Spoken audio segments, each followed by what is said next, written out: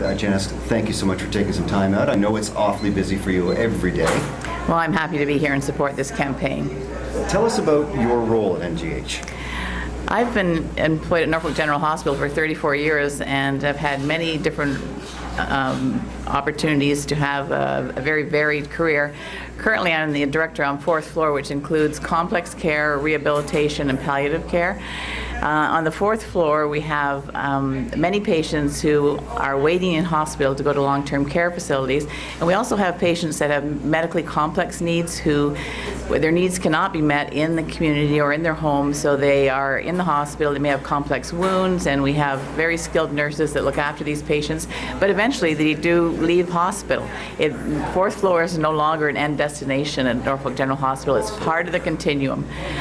We also have palliative care, of course, takes place throughout the hospital, but we have 3 beautiful refurbished rooms on the 4th floor that are spacious, comfortable for families and patients at the end of life, so that they can have that peace and quiet and have time with family and die in peace. So we've had so many positive comments about that program.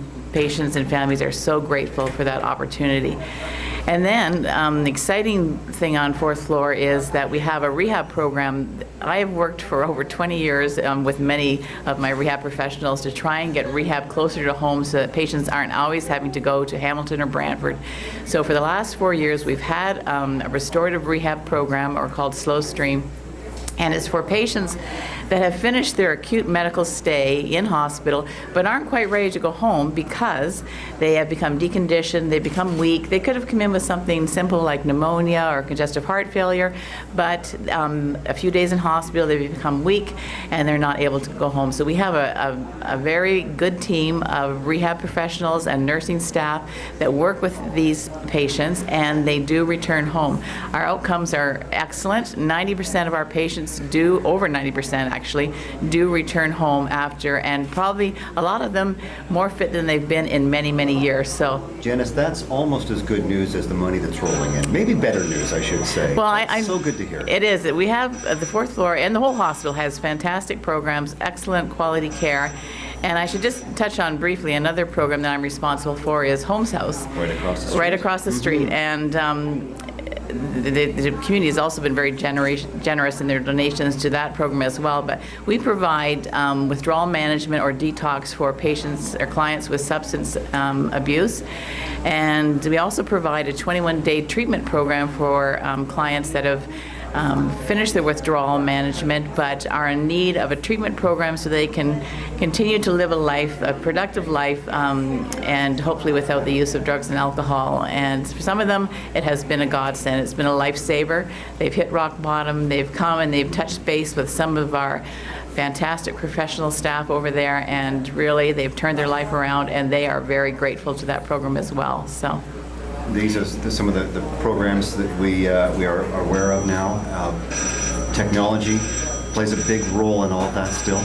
Absolutely. I mean, I can't believe the changes in my career, the access to information that we now have, and how we can be so much more efficient, so much more knowledgeable about our patients. Myself, as a director, I can sit in my office and review all of the patients on my floor, and know exactly what's happening with them. People can communicate so much more easily. The information is passed from one to another in a much more timely manner. It's incredible, and of course, it always needs to be updated. And we were one of the first, I think, in the province to implement the electronic documentation.